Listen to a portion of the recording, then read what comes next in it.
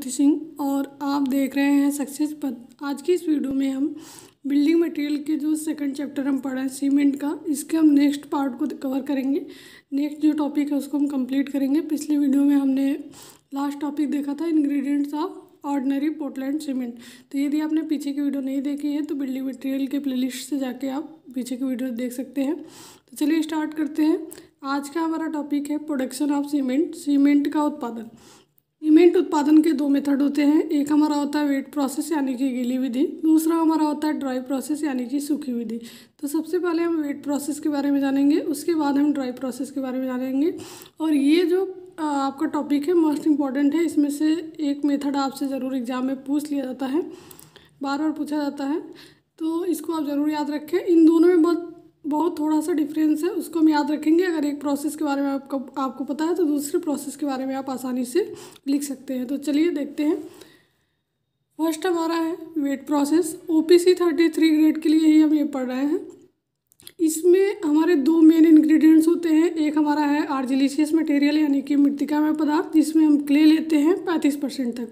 इनकी जो मात्रा होती है 33 से 38%। पहले पिछले वीडियो में आपको बताया गया कि किसकी मात्रा कितनी हम लेते हैं और जनरली हम क्या यूज करते हैं। तो इनकी जो लिमिट है 33 से 38% यूज करना होता है हमें, और जनरली जो हम यूज़ करते हैं 35%। तो मृत्तिकामय पदार्थ में हम क्ले ले लिए हैं 35%। फिर हम दूसरा जो इंग्रेडिएंट्स है वो लेते हैं कैल्सेरियस मटेरियल यानी कि चूनामय पदार्थ, और इसमें हम ले रहे हैं लाइम स्टोन 65%। और लाइम स्टोन की जो साइज़ है 25 mm तक की रहेगी। तो ये हमारा हो गया आर्जिलिशियस मटेरियल में क्ले और कैल्सेरियस मटेरियल में लाइम स्टोन 35% और 65%। इसमें हम क्या करेंगे, वाटर ऐड करते हैं 30 से 40% के बीच में, और इन तीनों को वॉश मिल में हम पहले हम क्ले और लाइमस्टोन को ऐड करते हैं, फिर हम उसमें वाटर भी ऐड करके इनका एक स्लरी बना लेते हैं, घोल बना लेते हैं। तो यहाँ से हमको एक स्लरी प्राप्त होती है, सीमेंट स्लरी, जो हमारी लिक्विड स्टेट में होगी। और फिर हम इनकी बर्निंग करते हैं रोटेटिंग किल्न में। आपसे ऑब्जेक्टिव क्वेश्चन में ये सारी चीज़ें पूछ ली जाती हैं कि हम वाटर कब ऐड करेंगे, किस स्टेज पर, या फिर जो हम बर्निंग करते हैं वो किस किल्न में करते हैं। किल्न यानी कि भट्ठे को हम इंग्लिश में किल्न बोलते हैं। तो ये हमारा हो गया रोटेटिंग किल्न में इनकी हम बर्निंग कर रहे हैं। इसके बाद से बर्निंग के बाद से हमें क्लिंकर प्राप्त होता है, जिनकी साइज़ 5 से 10 mm तक होती है। और इन क्लिंकर के जो छोटे छोटे क्लिंकर होते हैं सीमेंट के, इनको हम बाल मिल करते हैं। बाल मिल से हम क्या करते हैं, ट्यूब मिल में डालते हैं। और जब बाल मिल से ट्यूब मिल में डालते हैं इसी टाइम हम इसमें जिप्सम ऐड करते हैं, ताकि इनकी जो सेटिंग का टाइम है वो आपका बढ़ जाए, धीरे धीरे ये सेट हो, बहुत जल्दी सेट ना हो। तो इसके लिए हम जिप्सम ऐड करते हैं। जिप्सम आपका रिटार्डर का कार्य करता है, पिछले वीडियो में आपको बताया गया। तो 2 से 4% के बीच में हम जिप्सम ऐड करते हैं यहाँ पर। बाद हमें सीमेंट प्राप्त हो जाता है, जो हमारा वेट प्रोसेस के थ्रू प्राप्त होता है। यहाँ पर आप देख सकते हैं वेट प्रोसेस से प्राप्त सीमेंट की क्वालिटी जो होती है अच्छी होती है। तो ये सीमेंट हमें प्राप्त हो गया 75 माइक्रोन से 150 माइक्रोन तक की इनकी साइज़ होती है, इनके कड़ों की। तो ये हमारा प्रोसेस है। पूरा प्रोसेस एक फ्लो चार्ट की मदद से आपको बताया गया है। आप यहाँ से स्क्रीनशॉट भी ले सकते हैं या फिर नोट कर लें, ये ज़रूर पूछा जाता है। इन दोनों मेथड में से आपको यही मेथड ज़्यादा पूछा जाता है, वेट प्रोसेस ही, और बहुत थोड़ा सा ही डिफरेंस है। अभी हम देखेंगे ड्राई प्रोसेस को भी। तो ये हो गया हमारा वेट प्रोसेस। नोट में हम देख लेते हैं कुछ इंपॉर्टेंट जो पॉइंट होते हैं, उसको हम नोट में यहाँ पर अलग से साइड में लिख लेते हैं। ऐसा आपको सबको ये नहीं बताता है, तो जो भी इम्पोर्टेंट पॉइंट है उसको हम अलग से नोट करते हैं ताकि आपको समझने में आसानी हो। क्लिंकर की साइज़ को कम करने के लिए पहले बाल मिल में ग्राइंडिंग करते हैं। देखिए जो क्लिंकर की साइज़ हमको मिलती है 5 से 10 mm, इसको हम बाल मिल में पहले ग्राइंडिंग करते हैं, फिर हम इसमें जिप्सम ऐड करते हैं और इसको ट्यूब मिल में भेजते हैं ग्राइंडिंग के लिए। तो देखिए यहाँ पर फिर ट्यूब मिल में ग्राइंडिंग से पहले उसमें जिप्सम मिलाते हैं, जो रिटार्डर का काम करता है। तो यहाँ से आपको हो सके क्लियर समझ में ना आए हो कि बाल मिल और ट्यूब मिल दोनों का हम यूज क्यों कर रहे हैं, इसलिए हमने नोट में अपने लैंग्वेज में यहाँ पर लिख रखा है, जिससे आपको कोई भी कन्फ्यूजन ना रहे। तो क्लिंकर की साइज़ को कम करने के लिए पहले बाल मिल में ग्राइंडिंग करते हैं, फिर ट्यूब मिल में ग्राइंडिंग से पहले उसमें जिप्सम मिलाते हैं, जो रिटार्डर का काम करता है। उसके बाद हम ट्यूब मिल में महीन पिसाई करते हैं, जिससे सीमेंट प्राप्त होता है। तो इसीलिए यहाँ पर 2 मिल आपके दिखाए गए, बाल मिल और ट्यूब मिल। तो इस प्रकार से आपको क्लियर हो गया होगा कि पहले हम क्लिंकर की साइज़ को छोटा करते हैं बाल मिल में, फिर हम इसमें जिप्सम मिलाते हैं ट्यूब मिल में डालने से पहले, और ट्यूब मिल में इनकी हम महीन पिसाई करते हैं जहाँ से हमको सीमेंट प्राप्त होता है। तो ये हो गया हमारा वेट प्रोसेस। इस प्रोसेस से हमें सीमेंट कैसे प्राप्त होता है आपको बताया गया। नेक्स्ट हम देखते हैं ड्राई प्रोसेस हमारा क्या है। देखिए नेक्स्ट हमारा जो प्रोसेस है वो ड्राई प्रोसेस है। इसके सभी प्रोसेस वेट प्रोसेस की तरह ही होते हैं। इसमें मृतिका और चूना पत्थर को मिक्स करते समय पानी नहीं मिलाते हैं, इसकी सूखी पिसाई करते हैं और इसमें स्लरी पाउडर के रूप में प्राप्त होती है। तो 2 पॉइंट आपको याद रखना है। चलिए हम यहाँ पर देख लेते हैं 2 पॉइंट आपको कौन कौन से याद रखने हैं। प्रोसेस सारे सेम होंगे, फ्लो चार्ट ऐसे ही आप ड्राई प्रोसेस का भी बनाएंगे, लेकिन कहाँ पर आपको ध्यान रखना है, जैसे हम आर्जिलेसियस मटेरियल और कैल्सीरियस मटेरियल को वाश मिल में ऐड करते हैं तो इसमें हम वाटर नहीं मिलाएंगे, ठीक है। यहाँ पर इनकी सूखी पिसाई करते हैं, पानी हम ऐड नहीं करते क्योंकि वो सूखी विधि है। और यहाँ पर जो सीमेंट की स्लरी प्राप्त होती है वो हमें लिक्विड स्टेट में प्राप्त होती है। इसमें जो हमारा ड्राई प्रोसेस होता है उसमें जो स्लरी होती है हमारी पाउडर के रूप में यहाँ पर लिक्विड स्टेट में प्राप्त हो रहा है, और उसमें क्योंकि हम सूखी पिसाई कर रहे हैं तो हमें पाउडर के रूप में प्राप्त होगी। तो बस यही 2 पॉइंट हमको याद रखना है, यही 2 मेन डिफरेंस है वेट प्रोसेस और ड्राई प्रोसेस में। बाकी सारे फ्लो चार्ट आप ऐसे ही बनाएंगे, उनकी बर्निंग करेंगे, क्लिंकर हमारा प्राप्त होगा, फिर हम बाल मिल में इनकी ग्राइंडिंग करेंगे, छोटे छोटे जो भी आप इनके क्लिंकर के जो साइज होगी उनको छोटा करेंगे, फिर हम जिप्सम मिलाएंगे, फिर ट्यूब मिल में इनकी महीन पिसाई कर देंगे जहाँ से हमको सीमेंट प्राप्त हो जाएगा। तो फ्लो चार्ट ऐसे ही आप बनाएंगे ड्राई प्रोसेस का भी, बस हम उसमें हमको पानी नहीं ऐड करना है, और जो स्लरी में प्राप्त होगी वो हमें पाउडर के फॉर्म में प्राप्त होगी। तो बस ये आपको याद रखना है, और ये मोस्ट इंपॉर्टेंट है। इसमें से एक प्रोसेस आपसे पूछ लिया जाता है कभी कभी एग्जाम में, जो आपके डिस्क्रिप्टिव पेपर होते हैं उसमें भी पूछ लिया जाता है कि किसी एक विधि का वर्णन कीजिए, या फिर ऑब्जेक्टिव में छोटे छोटे जो पॉइंट होते हैं वो आपसे पूछ लिया जाता है। तो ये इंपॉर्टेंट है, इसको याद रखिएगा। चलिए हम देखते हैं नेक्स्ट हमारा टॉपिक क्या है। तो अभी हम देख लेते हैं कि क्लिंकर का निर्माण कैसे होता है। अभी हमने देखा कि क्लिंकर हमें प्राप्त हो जाता है जब भी हम सीमेंट स्लरी को बर्न करते हैं रोटेटिंग किल्न में। तो रोटेटिंग किल्न में क्या क्या प्रोसेस होता है यहाँ से देखेंगे कि कैसे कैसे किस प्रोसेस के थ्रू होके हमें क्लिंकर प्राप्त होता है। तो आप देख सकते हैं यहाँ पर रोटेटिंग किल्न आपको दिखाया गया है, और यहाँ से आपकी स्लरी जो है इस किल्न में भट्टे में डाली जा रही है इनकी बर्निंग के लिए। तो बर्निंग का जो प्रोसेस है ये देख सकते हैं आप, ड्राइंग जोन है, कैल्सिनेशन जोन है, और ये हमारा क्लिंकरिंग जोन है। और यहाँ से कोल पाउडर डाला जा रहा है और कंप्रेस्ड एयर इधर से भेजी जा रही है जिससे इनकी बर्निंग होगी। और यहाँ का टेम्परेचर आपका 250 से 500 है, फिर 700 से 1200 पे हम कैल्सिनेशन करते हैं। यहाँ पर रेड हॉट हो जाता है आपका जो स्लरी होती है।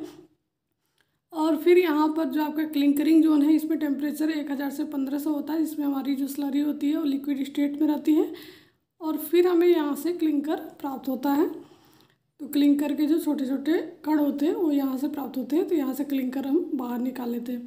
तो इस प्रकार से ये फॉर्मेशन है क्लिंकर का, और इनका जो ग्रेडियंट है या फिर स्लोप हम कहें तो 1/25 से 1/30 का होता है, और रोटेशन पर मिनट इनका होता है 3। लेंथ आपका दिया गया है जो किल्न के बारे में बताया गया है 90 से 120 मीटर, और इनका डाया है 2.5 से 3 मीटर। तो ये आपके एग्जाम में नहीं पूछा जाता है, बस आपको समझने के लिए यहाँ पर बताया जा रहा है कि स्लरी से क्लिंकर हमारा कैसे बनता है। नेक्स्ट हम देखते हैं, इसी को पूरा डिटेल में बताया गया है, एक बार हम देख लेते हैं। स्लरी को नोजल के थ्रू हम किल्न में डालते हैं। किल्न के 3 जोन होते हैं। फर्स्ट जोन ड्राइंग होता है, इसमें क्लिंकर से पानी सूख जाती है और वह ड्राई हो जाता है। सेकेंड जोन कैल्सिनेशन का होता है, जिसमें ड्राई क्लिंकर स्लोप के कारण कैल्सिनेशन जोन में आ जाता है और रेड हॉट हो जाता है। इसके बाद स्लोप के कारण थर्ड जोन क्लिंकरिंग में लिक्विड स्टेट में क्लिंकर आ जाता है, और यहाँ इसके चिपकने का गुण ज़्यादा होता है, जिसके कारण क्लिंकर छोटे छोटे बॉल के रूप में बाहर निकलते हैं, जिन्हें ठंडा करके पीस लेते हैं, जिससे हमें सीमेंट प्राप्त होता है। भट्ठी गर्म रहे इसके लिए हम कंप्रेस्ड एयर के साथ साथ कोल पाउडर डालते रहते हैं। तो ये पूरा प्रोसेस क्या था फॉर्मेशन ऑफ क्लिंकर का, यही आपको बताया गया है। तो चलिए हम देखते हैं नेक्स्ट टॉपिक को। तभी नोट में हम कुछ चीज़ें नोट कर लेंगे जो इम्पोर्टेंट होती हैं। कैल्सिनेशन जोन में ही क्लिंकर के अंदर केमिकल कंपोजिशन में हमें C3H, C2H, C3A और C4AF पाए जाते हैं, जिसे हम बोगस कंपाउंड्स कहते हैं। तो कैल्सिनेशन जोन में ही क्लिंकर के अंदर ये कंपोजिशन पाए जाते हैं जिसको हम बोगस कंपाउंड कहते हैं। इसके बारे में ये हम आगे डिटेल में पढ़ेंगे। नेक्स्ट हमारा है केमिकल कंपोजिशन ऑफ क्लिंकर या सीमेंट। तो यही आपके कंपोजिशन से जो मिलते हैं उसको हम देखते हैं इनका केमिकल कंपोजिशन क्या होता है। कैल्शियम ऑक्साइड और सिलिका का जब हम कैल्सिनेशन करेंगे तो हमको C2S एंड C3S प्राप्त होगा। कैल्शियम ऑक्साइड को और एल्यूमिनेट का जब हम कैल्सिनेशन करेंगे तो C3 हमें प्राप्त होगा। और कैल्शियम ऑक्साइड, एल्यूमिनेट और फेरिक ऑक्साइड का जब हम कैल्सिनेशन करेंगे तो C4AF हमें प्राप्त होता है। तो इनका केमिकल कंपोजिशन ये है। अगर कहीं लिखने के लिए आता है तो इस प्रकार से हम लिखेंगे कि कैसे हमारा C2S, C3S, C3 और C4AF हमें प्राप्त होता है। नेक्स्ट हम देखते हैं hydration of cement and heat of hydration. ये आपका मोस्ट इंपॉर्टेंट टॉपिक है, पूछा जाता है एग्जाम में। जब सीमेंट के कण पानी के संपर्क में आता है तो इसमें एक रासायनिक क्रिया होती है। इस क्रिया को हाइड्रेशन ऑफ सीमेंट कहते हैं। दो टॉपिक है इसमें। तो सबसे पहले हम हाइड्रेशन ऑफ सीमेंट देख रहे हैं कि जब सीमेंट के कण पानी के संपर्क में आते हैं तो इसमें एक रासायनिक क्रिया होती है और इसी क्रिया को हम हाइड्रेशन ऑफ सीमेंट कहते हैं।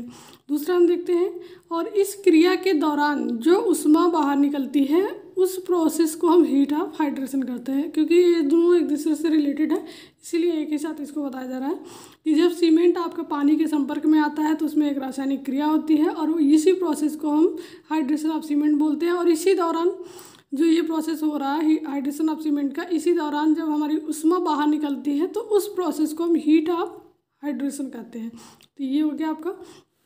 आप देख सकते हैं यहाँ पर वाटर सीमेंट रेशियो आपका क्या होता है। वाटर सीमेंट रेशियो होता है weight of water upon weight of cement. Most important point है, ये जरूर नोट करें। एग्जाम में आपसे डायरेक्ट पूछा जाता है ऑब्जेक्टिव क्वेश्चन में कि वाटर सीमेंट रेशियो कितना हम यूज़ करते हैं। तो 0.4 अक्सर हम लेते हैं, जो इनका वाटर और सीमेंट का रेशियो होता है 0.4 होना चाहिए। यहाँ पर जब वाटर सीमेंट रेशियो 0.35 से ज़्यादा और 0.45 से कम होता है तो उस समय सीमेंट के कण का हाइड्रेशन 100% होता है। तो ये आप याद रखेंगे कि जब 0.35 से ज़्यादा और 0.45 से कम होगा वाटर सीमेंट रेशियो, तब आपका उस टाइम हाइड्रेशन जो सीमेंट के कण का होगा वो 100% होगा।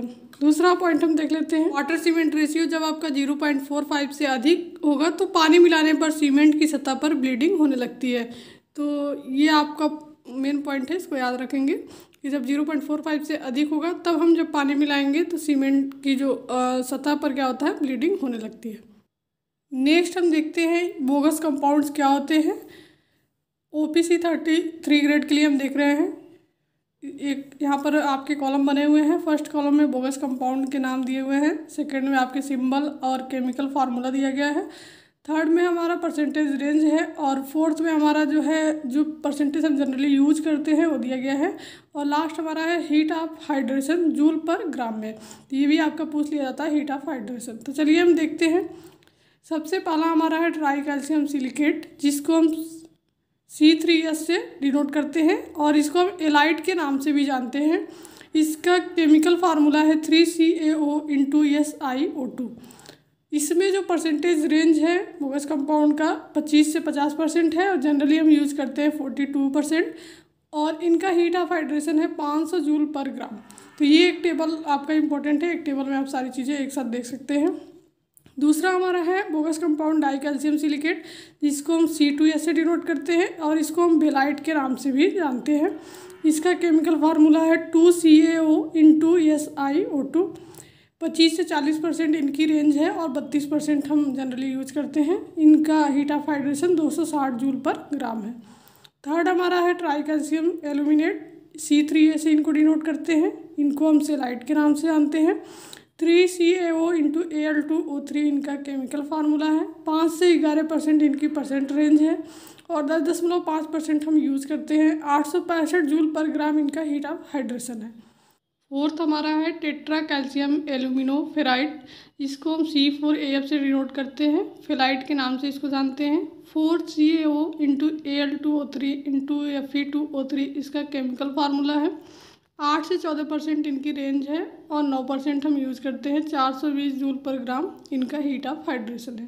तो ये हो गया हमारा बोगस कंपाउंड्स के जो भी परसेंटेज रेंज थे और हीट ऑफ हाइड्रेशन, इसके बारे में हम देख लिए। इनके केमिकल फार्मूला क्या होता है और इनके सिंबल्स क्या होते हैं। तो ऐसे हम ट्राई कैल्शियम सिलिकेट को C3S से, ट्राई कैल्शियम सिलिकेट को C2S से, ट्राई कैल्शियम एल्यूमिनेट को C3A से और टेट्रा कैल्शियम एल्यूमिनो फेराइट को हम C4AF से डिनोट करते हैं। नेक्स्ट हम देखते हैं function of bogus compounds. Bogus compounds के क्या फंक्शंस होते हैं, क्या वर्क होते हैं इनके, जो अलग अलग 4 प्रकार के हमारे बोगस कंपाउंड्स हैं। मोस्ट इम्पॉर्टेंट है ये, यहीं से आपके एग्जाम में क्वेश्चन बनते हैं। फर्स्ट हमारा है C3S। यह सीमेंट को शुरुआत के 7 दिनों तक सामर्थ्य प्रदान करता है। अर्ली स्ट्रेंथ के लिए यह रिस्पॉन्सिबल होता है। 7 दिनों के बाद इसके सामर्थ्य प्रदान करने की प्रक्रिया धीरे धीरे कम हो जाती है, जो 28 दिनों तक चलती रहती है। तो जो हमारा C3S होता है, सबसे जो स्टार्टिंग में सामर्थ्य जो प्राप्त होती है सीमेंट को, इसी के कारण प्राप्त होती है। और जो 7 दिनों के शुरुआती 7 दिनों की सामर्थ्य होती है C3S के कारण ही प्राप्त होती है। और 7 दिन के बाद जो इनकी सामर्थ्य प्राप्त प्रदान करने की जो प्रक्रिया होती है धीरे धीरे कम हो जाती है और ये 28 दिन तक चलती रहती है। लेकिन शुरुआत की जो 7 दिनों की सामर्थ्य होती है वो इसी के कारण प्राप्त होती है। नेक्स्ट हमारा है C2S, डाई कैल्शियम सिलिकेट। 28 दिनों के बाद सीमेंट में सामर्थ्य इसके कारण प्राप्त होता है। अल्टीमेट स्ट्रेंथ के लिए ये रिस्पॉन्सिबल होता है। इसका रेट ऑफ रिएक्शन बहुत कम होता है। तो जो आपकी 28 दिनों के बाद सीमेंट में सामर्थ्य प्राप्त होती है वो C2S के कारण ही प्राप्त होती है। और इनका रेट ऑफ रिएक्शन बहुत कम होता है। ये 2 पॉइंट हम याद रखेंगे। नेक्स्ट हम देखते हैं, नेक्स्ट हमारा है C3A, ट्राई कैल्शियम एल्यूमिनेट। यह सीमेंट में पानी के साथ सबसे पहले रिएक्ट करता है। यह सीमेंट को फ्लैश सेट करता है। जिप्सम को मिलाकर इसके रेट ऑफ रिएक्शन को कम कर देते हैं। यह इनिशियल सेटिंग के लिए रिस्पॉन्सिबल होता है। तो जो हमारा ट्राई कैल्शियम एल्यूमिनेट है, यह हमारा क्या वर्क करता है, इसको हम याद रखेंगे। सीमेंट में पानी के साथ जो सबसे पहला रिएक्शन होता है जब हम सीमेंट में पानी मिलाते हैं तो C3A का होता है। यह सीमेंट को फ्लैश सेट यानी कि जल्दी सेट करता है, जिसके कारण हम इसमें जिप्सम मिलाते हैं जो सीमेंट को धीरे धीरे सेट करे, यानी कि इनका रेट ऑफ रिएक्शन को कम कर दे, रिटार्डर का काम करता है। और यह इनिशियल सेटिंग के लिए रिस्पॉन्सिबल होता है। नेक्स्ट हम देखेंगे C4AF, टेट्रा कैल्शियम एल्यूमिनोफेराइड। सीमेंट में पानी के साथ क्रिया करने की दर सबसे अधिक C4AF की होती है। यह भी सेटिंग के लिए रिस्पॉन्सिबल होता है। तो ये हो गया हमारा। शॉर्ट में हम नोट में यहाँ पर लिख लिए हैं अपने लैंग्वेज में आसानी के लिए, जिससे आपको याद रखें कि मेन फंक्शंस इनके क्या है। C3S आपका अर्ली स्ट्रेंथ के लिए रिस्पॉन्सिबल है। C2S अल्टीमेट स्ट्रेंथ के लिए। C3A फ्लैश सेट और इनिशियल सेटिंग के लिए। और C4AF रेट ऑफ रिएक्शन आपका जल्दी जो होता है और सेटिंग के लिए भी रिस्पॉन्सिबल होता है, इसीलिए हम इसमें जिप्सम मिलाते हैं। तो यहाँ पर आप देख सकते हैं C3S और C2S से हमें स्ट्रेंथ प्राप्त होती है और C3A और C4AF से हमें सेटिंग में ये हेल्प करते हैं। नेक्स्ट हम देखते हैं नोट में डिक्रीजिंग आर्डर इनके देख ले रहे हैं हम। क्विक रिएक्ट विथ वाटर, जो आपका वाटर के साथ क्विक रिएक्शन होता है उसमें डिक्रीजिंग आर्डर में हम इनको देख ले रहे हैं। सबसे पहले रिएक्शन होता है C3A का, फिर C4AF का, C3S का, फिर C2S का। ऐसे आपके एग्जाम में पूछ लेता है ऑप्शन में कि क्या ऑर्डर होगा इनका। रेट ऑफ रिएक्शन का जो डिक्रीजिंग ऑर्डर है C4AF, सबसे पहले रेट ऑफ रिएक्शन C4AF का होता है, फिर C3A, C3S, C2S। स्ट्रेंथ हमको सबसे डिक्रीजिंग ऑर्डर में हम देख रहे हैं, स्ट्रेंथ सबसे ज़्यादा स्ट्रेंथ हमको C3S से मिलती है, फिर C2S से, फिर C3A से, फिर C4AF से। और हीट ऑफ हाइड्रेशन का जो डिक्रीजिंग ऑर्डर है C3A, C3S, C4AF और C2S। तो ये आपके सभी जो बोगस कंपाउंड्स हैं उनका यहाँ पर डिक्रीजिंग ऑर्डर में यहाँ पर दिया गया है। C3A का 8, हीट ऑफ हाइड्रेशन भी साथ साथ में यहाँ पर लिख दिया गया है। C3S का 500 होता है, C4AF का 420 और C2S का 260। तो ये आपके हो गए बोगस कंपाउंड से रिलेटेड कुछ इंपॉर्टेंट पॉइंट। चलिए हम नेक्स्ट देखते हैं टेस्ट ऑन सीमेंट। सीमेंट पे हम कौन कौन से टेस्ट करते हैं। नेक्स्ट टॉपिक हमारा है टेस्ट ऑन सीमेंट। सीमेंट पर हम जनरली 2 प्रकार के टेस्ट करते हैं जो आपके मेन टेस्ट होते हैं। एक फील्ड टेस्ट होता है हमारा, दूसरा हमारा लैब टेस्ट होता है। तो फील्ड टेस्ट में तो कुछ हम जनरल जो चीज़ें होंगी हम फील्ड पर ही देख लेते हैं, कोई इंस्ट्रूमेंट का यूज़ नहीं करते। लैब में हम नहीं ले जाना पड़ता है, डायरेक्ट हम जहाँ पर सीमेंट यूज में आ रहा है वहीं पर जाके हम फील्ड पे कुछ चीज़ों को देख के हम स्थलीय परीक्षण कर लेते हैं। लैब टेस्ट में क्या होता है कि सीमेंट को हम लैब में लेकर आते हैं और बहुत सारे इसके मेथड है लैब टेस्ट में, तो इसमें हम लैब टेस्ट को पूरा डिटेल में भी देखेंगे। तो उसमें हम इंस्ट्रूमेंट के थ्रू टेस्ट करते हैं, लेकिन फील्ड टेस्ट हम स्थल पर जाकर जहाँ पर हम यूज कर रहे हैं सीमेंट को वहीं पर जाकर हम विजुअली देखकर हम टेस्ट कर सकते हैं। तो चलिए सबसे पहले हम फील्ड टेस्ट देख लेते हैं। और बहुत ज़्यादा एग्जाम में आपसे फील्ड टेस्ट पूछे भी जाते हैं, वाइवा में पूछे जाते हैं आपके। तो देखिए सबसे पहला जो पॉइंट है, सीमेंट की बोरी में हाथ डालने पर ठंडा फील होता है तो सीमेंट अच्छा है। जब भी कोई सीमेंट की बोरी आप खोलते हैं और उसके अंदर आप हाथ डालते हैं तो अगर ठंडा फील हो रहा है तो इसका मतलब क्या है कि सीमेंट आपका अच्छा है। स्थलीय परीक्षण में ये आता है। दूसरा हमारा पॉइंट है, सीमेंट को अंगुलियों के बीच रगड़ने पर चिकना यानी कि स्मूथ फील होना चाहिए, कोई लम्स उसमें नहीं होने चाहिए। तीसरा पॉइंट आपका है, पानी भरी बाल्टी में सीमेंट डालने पर सीमेंट के कण नीचे तली में बैठ जाना चाहिए। जब भी आप कोई पानी से भरी बाल्टी है उसमें आप सीमेंट डालते हैं तो सीमेंट के जो कण है नीचे तली में बैठ जाना चाहिए, इसका मतलब सीमेंट आपका अच्छा है। नेक्स्ट हमारा है, सीमेंट को 20 मिनट तक गर्म करने के बाद इसका कलर, जो सीमेंट का कलर आपका होता है हरा धूसर, नहीं बदलना चाहिए। तो जब भी आप 20 मिनट तक इसको गर्म करते हैं तो उसके बाद जो कलर उसका सीमेंट का पहले था वो आपका बदलना नहीं चाहिए।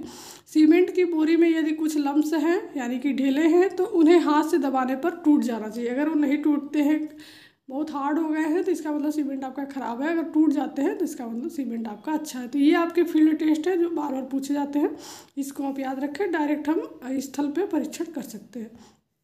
नेक्स्ट हमारा है लैब टेस्ट, जिसको हम प्रयोगशाला परीक्षण के नाम से जानते हैं, और ये आपका मोस्ट इम्पॉर्टेंट है। और इसमें बहुत सारे टेस्ट आते हैं, यहाँ से हमारे सीमेंट के टेस्ट एग्जाम में पूछे जाते हैं और लिखने के लिए भी आपको आ जाते हैं अगर आपका डिस्क्रिप्टिव पेपर है तो। इसमें लैब टेस्ट में हम 2 टेस्ट करते हैं, एक फिजिकल टेस्ट और दूसरा हमारा केमिकल टेस्ट। फिजिकल टेस्ट का जो IS कोड है 4031 और केमिकल टेस्ट का जो IS कोड है 4032। IS कोड भी हम याद रखेंगे। तो सबसे पहले हम देखेंगे फिजिकल टेस्ट और फिर हम देखेंगे केमिकल टेस्ट। तो आज की वीडियो में केवल हम इसके टेस्ट के नाम देख लेते हैं, कौन कौन से टेस्ट होते हैं। नेक्स्ट वीडियो में हम पूरा डिटेल में देखेंगे। तो फिजिकल टेस्ट में हमारा सबसे पहला टेस्ट है फाइनेस टेस्ट, सूक्ष्मता परीक्षण, सीमेंट की सूक्ष्मता ज्ञात करते हैं। दूसरा हमारा है स्टैंडर्ड कंसिस्टेंसी टेस्ट, मानक सघनता परीक्षण। तीसरा हमारा है साउंडनेस टेस्ट यानी कि निर्दोषता परीक्षण। फिर हमारा है सेटिंग टाइम टेस्ट, जमाव काल परीक्षण। इसमें हम दो टाइम हम ज्ञात करते हैं, एक हमारा है इनिशियल सेटिंग टाइम और दूसरा हमारा फाइनल सेटिंग टाइम। इनिशियल यानी कि प्रारंभिक जमाव काल और फाइनल यानी कि अंतिम जमाव काल। नेक्स्ट हमारा है टेंसाइल स्ट्रेंथ टेस्ट, फिर हमारा है स्पेसिफिक ग्रेविटी टेस्ट और हीट ऑफ हाइड्रेशन टेस्ट। तो ये सारे टेस्ट हमारे फिजिकल टेस्ट के अंतर्गत आते हैं। तो ये सभी हमारे टेस्ट हो गए लैब टेस्ट के अंतर्गत। फिजिकल टेस्ट में हमारे ये सभी टेस्ट आते हैं, तो इनको हम डिटेल में नेक्स्ट वीडियो में देखेंगे। बाकी केमिकल टेस्ट के कोई टाइप नहीं होते, डायरेक्ट हम केमिकल टेस्ट को पढ़ लेंगे इसमें कैसे करते हैं। तो ये था हमारा टेस्ट जो मोस्ट इम्पॉर्टेंट है, जिसको हम नेक्स्ट वीडियो में देखने वाले हैं। तो ऐसी वीडियोज़ के लिए आप चैनल पर बने रहे हैं। वीडियो पसंद आए तो लाइक करें, शेयर करें और चैनल पर नए हैं तो चैनल को सब्सक्राइब कर लें। मिलते हैं नेक्स्ट वीडियो में।